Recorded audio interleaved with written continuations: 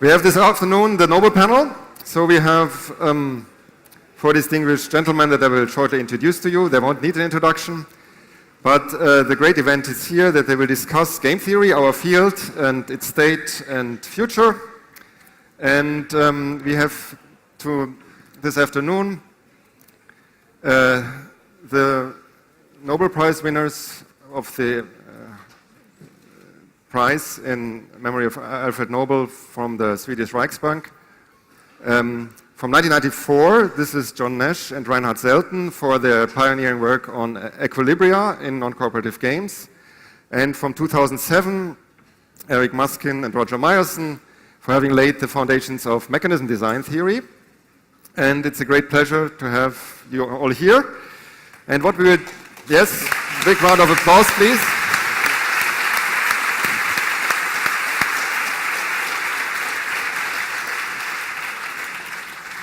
And what we will do is we will have a conversation about game theory. We will be sitting here. And we thought of starting by talking about one topic, which takes us a little bit of time to warm up and talk about. This is not a 90-second event like on television. We have 90 minutes, well, probably now 85. And so we can develop a little bit. So it doesn't have to be a snap answer. It can be a little bit of elaboration. So we will talk maybe 20 minutes, half an hour about, I thought a nice topic would be behavioral game theory and the role of psychology and so on in game theory here. But we also want to have an audience involvement. So if you're dying to have a question discussed, think of it. And then we will soon you will soon have the floor and ask your question. And I have a bunch of other questions that we can ask, but if there's a dialogue with the audience, that's actually ideal. So think of some questions, and after our initial start, you will have the opportunity. I will repeat it, but I will say it already now. Questions, please, no speeches. So I hope for your contribution soon, and then we will have some topics in reserve. So I'll now start with our opening question, and this is about the role of, game theory as a realistic science.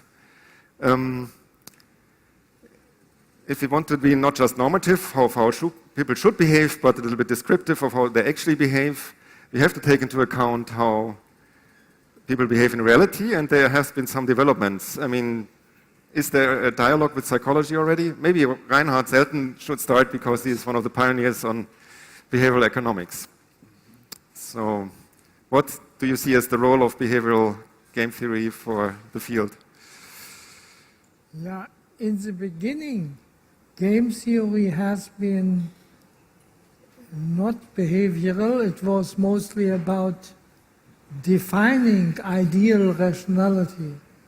Now, these questions are by no means over, and it remains still interesting questions, philosophical questions, how rationality should be defined in decision and game theory. And there are some important problems which are remaining in this area. For example, the question of resolution of probabilities. Probabilities have a beginning and an end, yeah? And then in between there is also some things appear which are relevant for utility, namely hopes and fears and so on, and also maybe planning difficulties. And these things have not yet been sufficiently discussed. And I recently have been convinced that that is necessary still to do for ideal rationality. It's also questions for behavioral economics. Behavioral economics is a very different field because it looks at the behavior of real people. And we want to get insight into this by experimental economics, experimental game theory. And we have already got a number of interesting results in this area. And I think this will occupy us very much in the next decades. It will not be easy to get at a comprehensive picture of real behavior in game situations, but this is a long-run task because here you cannot invent behavior. You have to have do painstaking work of experiments and theory construction explaining what happens there. And it will take us decades until we get somewhat like a comprehensive understanding of what happens there. Also, I want to say that up to now, behavioral game theory often is only half-hearted behavioral, because what is done, you write maybe utility functions with unusual arguments, yeah? Like inequality, aversion, and so on, then go on as before, maximizing everything. Also, sometimes you don't maximize expected utility, but non-expected utility, but that is not very different from expected utility, because what I really think is that one has to give up the idea that something is optimized. In my view, nothing is optimized. You have to really explain the procedures which are used to find the answer to a decision or game problem by real people. And as far as I can say, in these procedures, there is no optimization in general. I mean, in very simple cases, there might be something like optimization, but in general, in more complex cases, there is nothing optimized. And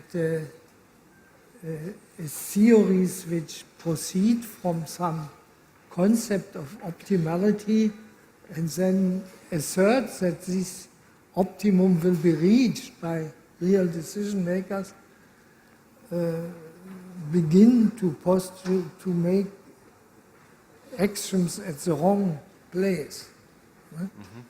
If you want to have axioms, they should be on the procedure and not on the result. So this is my opinion about this. You're nodding, Roger, so you already have a comment? Let me say, I personally think well of myself, and I know I don't live my own life rationally. So I'm not under any illusion that any of us is an excellent approximation to ideal rationality. Although I'll allow other people to excuse themselves from that image. But it's a question of what's worth doing. What game theory has developed as the calculus of rationality, and Reinhard has done some of the most important work in helping to define what is ideal rationality, and the questions of interaction between ideally rational individuals are non-trivial questions. They are the first questions of our field, and our field can grow and develop in different directions. There is important. I know that Reinhard sees, and I believe absolutely correctly, that there is important work for him to do now on assimilating different kinds of ways of understanding human decision-making as a behavioral process into social science usefully. And that there's much on the question of, is ideal rationality Have we figured it all out? Is the methodology done? The answer is no. There are still some important questions of that part of game theory to do. Are there still important ways? Economics has benefited enormously from game theory straightening out concepts of ideal rationality over past decades. Is that vein exhausted? I believe not. And I think there's a lifetime worth of work for most of us in this room if we interpreting our mission narrowly in that direction. Let me say, and to give us one specific, here in 2012, we're in the middle of a prolonged macro financial crisis in Europe and America and throughout the world. Some people, including Paul Krugman, who is a great theorist and knows more macroeconomics than I do, he says, when he's listing the future, he says behavioral economics, that's one of the things that's got. I am absolutely convinced, even though Paul Krugman, who knows more than me, sees it differently, that the contributions of game theoretic reasoning to macroeconomic theory are far from exhausted and may indeed be what in future decades people will say were the critical things that people still had to learn about the basis of macro policy. If you go back to John Maynard Keynes' general theory, and you go straight to the index and go to P for psychology, and you look up where he uses the word psychology, you'll find he talks about labor management bargaining as psychological. He talks about the formation of expectations as being psychological, things which we have since come up with rational choice models that we also think were rather useful. Rational expectations modeling of financial expectations, the Nash bargaining solution as a model of bargaining, which are used in macro theory today. So before we call it just psychological, meaning we don't yet know how to handle it, I think there's a lot to be done with rational choice modeling as well, and there's plenty of good work for us to do in that direction as well. Yes. Let me first endorse what Roger said when it comes to the financial crisis that we have endured these past few years. I happen to be a great believer in behavioral work and the lessons that economics and game theory should draw from behavioral work. But I think there's a strong case that we can understand what has happened these last few years using entirely conventional economics and game theory. That isn't to say that irrationality or deviations from the standard model didn't play some role, but nevertheless, I think the fundamentals, which have to do with externalities and the failure of an unregulated financial system to internalize those externalities, the fundamentals can be understood using fairly conventional but modern economics. Now, when it comes to what we should be doing with behavioral evidence, there I think one answer is that we've already been doing a lot. That is, there are some well-documented anomalies, deviations from the standard model that we have from experimental work and field work. And for each of these anomalies, we have a corresponding theory. And in fact, in many cases, for the same phenomenon, we have multiple theories. And at this point, there are a dozen or so standard anomalies, and there are 24 corresponding theories. So the problem is not that game theory and economics are ignoring the behavioral evidence. On the contrary, there is an embarrassment of riches on the theoretical side, and I think one of the tasks for future years is to try to pare down this theoretical thicket if we tried to build a single model which incorporated all of the anomalies that we've been able to document, it would be completely unmanageable given the current theoretical state of affairs. But perhaps in 10 years from now, we will have the same economy of behavioral assumptions that has made game theory standard economics such a powerful tool. The fact that you can derive so much from making so few assumptions. John, I mean, what do you think about, behavior as an important part of game theory or not? I am associated from the earliest times of my involvement in game theory with rational ideas. The concept that, you can describe an equilibrium point in terms of rational ideas in a technical sense that each player is doing a rational maximization in terms of his own strategy is optimal in a rational sense, presuming what the other players are doing. So this is a rational concept.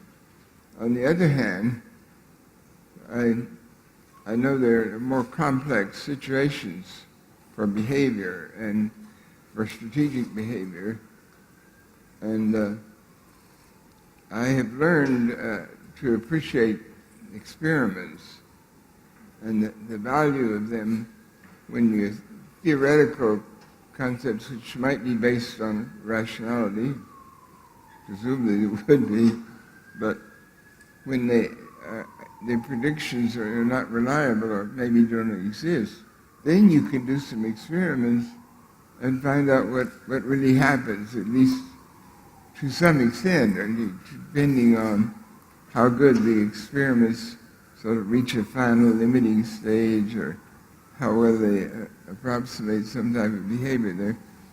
There may be another type of optimality that you haven't foreseen, or some way that would guide behavior. So what would be the role of the experiments? You're saying you would encourage experiments, but why? To find out what the utility function of the players is, or One could even compare it with theoretical physics. You could have a lot of theory that says that the Higgs boson exists, or that strings exist. But until you do some sort of experiment that relates to that, you don't know. It's quite different. And now they know that something exists in the Higgs boson area, as far as I understand it, but it still could be argued about really what is it? What is the ultimate nature of what is discovered if it is a particle, and so on and so forth. But you think there is an underlying rationality in whatever people do? There is an utility function or something that they maximize. It's just not clear what necessarily what they maximize, or because you say everything is rational. That was your first statement. I didn't perfectly understand that, but you mentioned utility function, and that's quite rationalistic. Okay. In fact, it's sort of been questionable in the beginning if the human psychology would really have things scaled on utility functions, a little comparable to the function of perfect pitch. Musicians and music players, and some have perfect pitch, some do not have perfect pitch, and they can be very well regarded musical people. So in a sense, the person with perfect pitch has a sort of memory that allows him to compare one tone with another tone heard at a different time and say, this is the same tone. And the person with relative pitch, they don't have that. But it's analogous to a form of rationality that is not necessarily present. So some have Only perfect rationality, rarely and present. some have not. Yeah. And I'm not sure I believe all that. I mean, there's a bit of a contradiction, first of all. I mean, Reinhard Selten says we don't maximize, and you say we do. I mean, if I simplify it.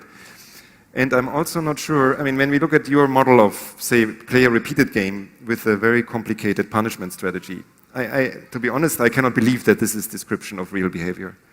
I mean, this is a mathematical model of saying how you implement an efficient outcome in a repeated prisoner's dilemma game, for example. I mean, do you really believe people use these complicated punishment strategies to maintain that equilibrium? Well, if we're talking about my talk yesterday, perhaps one of the predictions of that theory was that, in fact, although the mechanism, the evolutionary mechanism, may be quite complicated, the individual behaviors that emerge from that mechanism can be remarkably simple. So for example, in the version of the prisoner's dilemma that I was talking about yesterday, it turns out that an extremely simple strategy, a strategy which just involves remembering what players did last time, will end up surviving in the long run. In fact, it's about the only strategy that will end up surviving in the long run. Just because the model is complicated doesn't necessarily mean that the behavior that emerges from it is complicated. So do we have a consensus now that says game theory describes already what we behavior suitably and is a good tool in the classical sense? I mean, maybe that's not a good question. I mean, I don't think any of us were satisfied with the current state, but at least some of us were optimistic that in the coming years it will improve in the right directions. I think our goal is not the goal may a primary goal may not simply be describe human behavior. Describing human behavior is a big, complicated phenomenon. That's okay. I think a very important part of the core goal of let me say economics is to develop analytical tools to be used for discussion of analysis of reform of institutions. If you're going to change the rules of banking system, change the rules of a social institution, I think you'd want to do Nash equilibrium analysis of where it's going to lead, and under some kinds of assumptions of what people in this game are going to want under the new system, to understand where it's going to lead. That isn't necessarily going to tell you a unique answer, and people may, but when we're arguing about reform of institutions, I think we want to do game theoretic analysis under some reasonable simplification of a description of what motivates the people involved. And that's a huge triumph of game theory, that it's useful for such applied work. And that's not saying that you can use game theory to say what I'm going to have for breakfast tomorrow, but, My question is more, is game theory not suffering from being too idealistic? I mean, suffering from being too idealistic in its assumptions. I mean, doesn't it assume hyper-rational beings? I mean, think about common knowledge. I mean, you know that I know that you know. I mean, it's not infinite. We cannot think infinitely deeply. I mean, no, but in fact, there's been important work which has modified the common knowledge assumption, where there's some, for example, some upper bounds to the number of iterations that a person can perform, and this work has been applied toward understanding why, for example, behavior in auctions isn't always what the standard theory would predict. Why, for example, there are winner's curse problems when Yes. in reality, in pure theory, we would expect that people would fully anticipate these winner curse problems. There was a time when winner's curse, I was at a conference when serious scholars 25, 30, maybe 30 years ago were treating winner's curse effects as psychological anomalies. No, they're not psychological anomalies. They're, people doing the right thing. They may not be exactly clear why they're doing the right thing, but you got to be careful when you're doing a transaction with someone who knows more than you and has adverse interests. Okay, we've learned something. There are psychological anomalies. Our brains are evolved and are just, they're a bunch of mush inside the skull there, and it's a useful. I don't think we need to be embarrassed about the useful approximation. If everyone in the whole world were studying things only through perfect rationality, it would be time for somebody to get on and do something else. But this is a very useful abstraction. We can only understand the world through simplifying abstractions. Yes? I thought of an example that might be interesting just in terms of the current events. And there's been a sort of a discussion, something coming into the news about LIBOR, the London Interbank Offered rate. Yeah. offered rate. This is a matter of interest rates charged by banks for loans, but these are very prime loans where the big bank would be borrowing from another big bank. Now, it was sort of not clear from the news whether what was being done was to raise the rates or to lower the rates, or how much effect it might have had. But apparently it goes back many years, and the Federal Reserve Bank, through the Federal Reserve Bank of New York, was advised about it many years ago. And it seems maybe the Bank of England was involved in promoting what was being done. And then an American bank, one of the American banks was involved. And so what's going on? Are they making more profits, making more less profits? Are they like OPEC? What's the game? So this is an example of what? I mean, the LIBOR story.